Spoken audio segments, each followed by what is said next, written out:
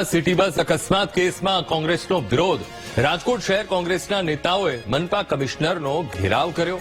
કોંગ્રેસના નેતાઓ રમકડાની બસ લઈને મનપા કચેરીએ પહોંચ્યા। કોન્ટ્રાક્ટર સામે કાર્યવાહી કરવાની માંગ સાથે કોંગ્રેસે પોતાનો વિરોધ નોંધાવ્યો।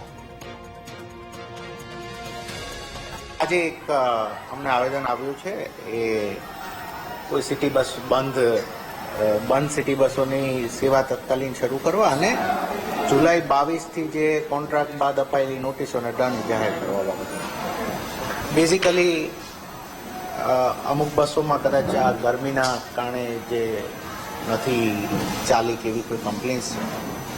સિટી બસની સેવા આપવી એની માટે અમારી પણ એક આખું મિકેનિઝમ છે અને અમે પ્રયત્ન કરીએ છીએ કે દરેક સમયે સારી રીતે આપી શકાય। ઘણી વખત એવી પરિસ્થિતિ થતી હોય, કોઈ એક્સિજન્સીઝમાં કોઈ એવી સ્થિતિ ઊભી થાય કે બસીસ ના ચાલે ક્યાં, તો એ બાબતમાં પણ અમે એક પ્રયત્નશીલ રહીશું કે જો કોઈ આવી ગરમીની કેવી ઘટના હશે તો એની બાબતમાં પણ અમે ટિકિટ આપણને ચાલુ કરાવીશું। કોઈ આઈ પર્સનલી ફીલ કે જો બંધ હોય તો ચાલુ કરાવવાની છે ને।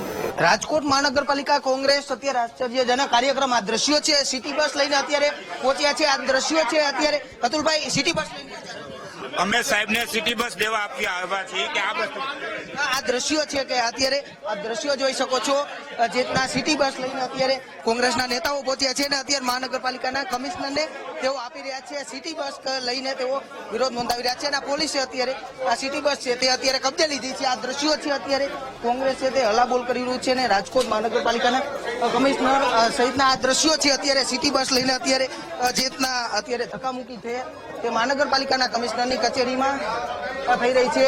બેન, શું કહેશો આશ્ચર્યજનક વિરોધ?